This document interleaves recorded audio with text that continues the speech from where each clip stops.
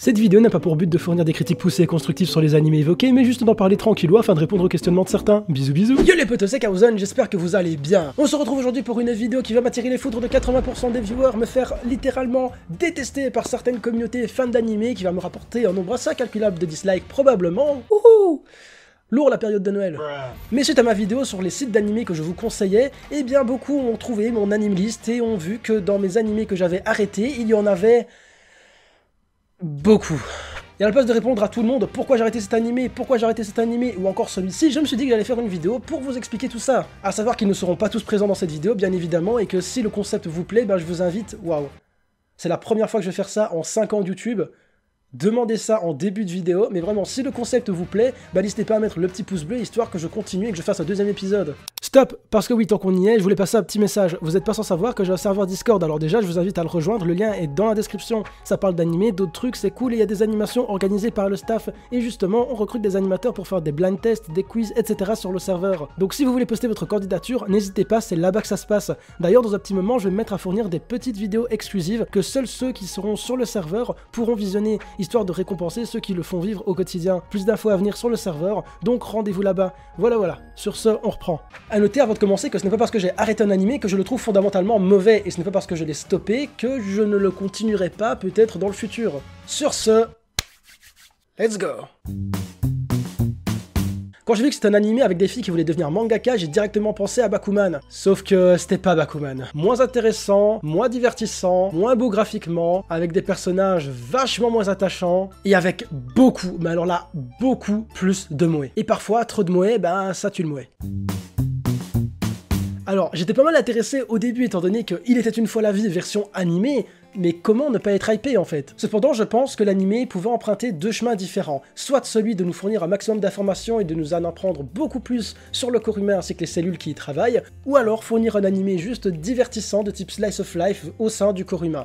Et je pense qu'il a essayé de faire un petit mix des deux qui, au final, ne m'a pas du tout convaincu. S'il a choisi vraiment la première option, alors c'était clairement pas assez intéressant. On n'en apprend pas assez sur le corps humain et les cellules, leur rôle, leurs fonctions, etc. T'ouvres une page Wikipédia, tu lis 5 minutes, t'as appris plus de choses qu'en visionnant les 12 épisodes de la série. Et même si on a quand même des combats assez sympas, une animation correcte et des musiques qui le sont tout autant, c'est clairement pas assez divertissant pour moi. M'intéresser en apprenant plein de trucs, ou alors me divertir, malheureusement il n'a réussi aucun de ces deux objectifs. Et bien que je ne puisse pas dire que ce soit un mauvais animé, ça m'a pas assez convaincu pour que je me tape 12 épisodes. Alors, j'étais très fan de la licence High School DxD, notamment au moment où j'ai commencé à regarder des animés. D'ailleurs, une de mes premières vidéos sur la chaîne, c'était sur High School DxD, et je le vantais comme si c'était un animé absolument incroyable. Mais en reprenant la saison 4... Ah non, mais rien que le premier épisode, il a aspiré mon cerveau dans un trou noir. Je sais pas si c'est du génie, ou alors le truc le plus débile du monde, à moins que ce soit tellement débile que ça en devienne le truc le meilleur du monde. Je sais pas, mais quoi qu'il en soit, je suis assez déçu de ne pas continuer l'aventure en compagnie de Rias et Akeno, parce que vraiment c'est plus du tout le genre d'animé qui m'intéresse. Les ecchi de ce style, c'est vraiment plus ce vers quoi je me tourne. Aujourd'hui, je recherche des animés beaucoup plus intéressants et beaucoup plus originaux qu'High School DxD, malheureusement. Enfin, malheureusement. Malheureusement pour lui, quoi. Alors, j'ai vu le premier épisode, je n'ai strictement rien compris. J'ai donc décidé d'aller regarder le synopsis, et j'ai rien compris. Overlord. Alors cet animé, il a probablement un tas de points forts, mais j'arrive pas. J'accroche pas à l'univers déjà. Peut-être parce que le style MMORPG, ça ne m'a jamais attiré, je suis pas du tout familiarisé avec ce genre de monde puisque j'ai jamais joué à ce genre de jeu. Le perso principal ne me fait ni chaud ni froid. Je trouve ni intéressant, ni attachant, ni drôle. Il explose tout le monde sans aucune pression, du coup il y a jamais vraiment d'enjeu dans ses combats. Donc je le trouve assez osef, bien que je vous l'accorde, il soit super badass. Je suis pas fan non plus des chara-design des persos, bien que ce soit le studio Madhouse qui soit derrière. Non, Overlord, je m'y suis repris à 2 fois, mais j'ai jamais réussi à aller au-delà du 6ème épisode. Et ça m'énerve de ne pas percevoir les qualités de cet animé alors que je suis sûr qu'il en a plein. Hey Kaozen, tu as arrêté Darling in the Franxx parce qu'il y avait trop de références à Evangelion. Hey Kaozen, t'aurais pas arrêté Darling in the Franxx parce que c'est une propagande nataliste. Non, pouah, les gens qui critiquent Darling in the Franxx juste pour ça, mais vous m'énervez. Si j'aime pas Darling, c'est premièrement parce que déjà je trouve les personnages ultra chiants, parce que la série essaye de se donner un air super sérieux et profond, notamment via les mises en scène et les sujets abordés, mais au final, elle n'en est rien. Il y a des messages passés qui sont grotesques. Sérieusement, ce mec, qu'est-ce qu'il a fait pour mériter ce qui lui arrive dans la série ?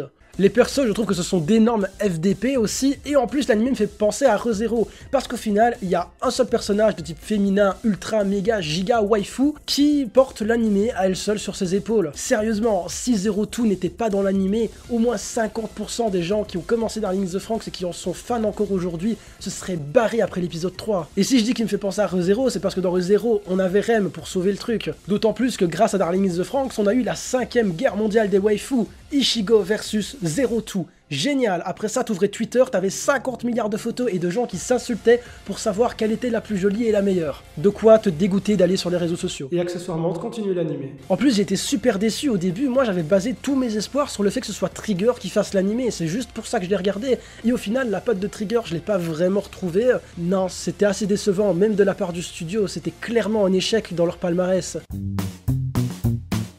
Alors c'est cool, vraiment très cool, mais je préfère le lire en manga. Oh my god.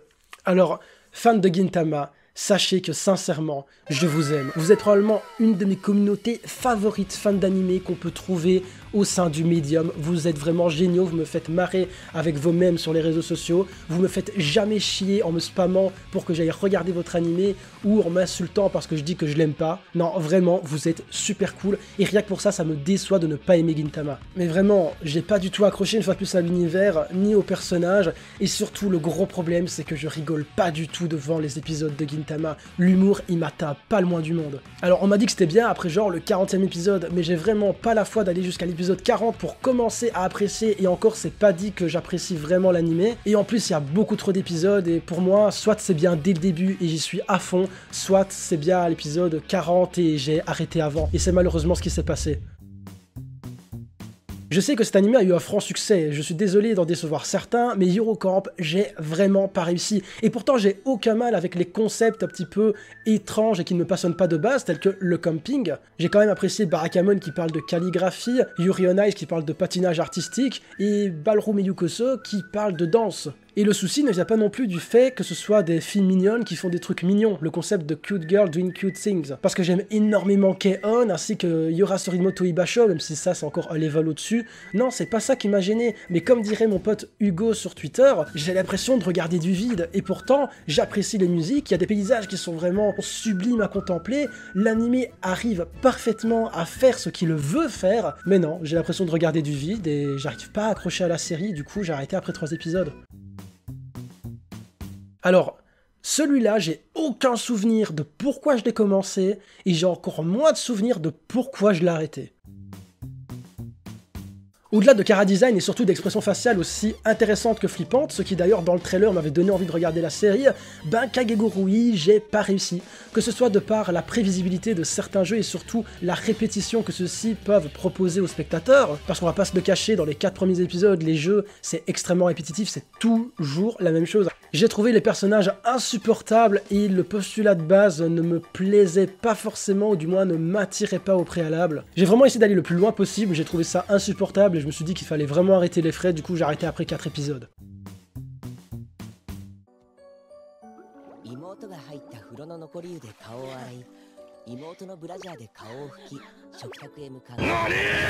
Est-ce que sérieux c'est pas une raison suffisante? Anime is trash. And so am I.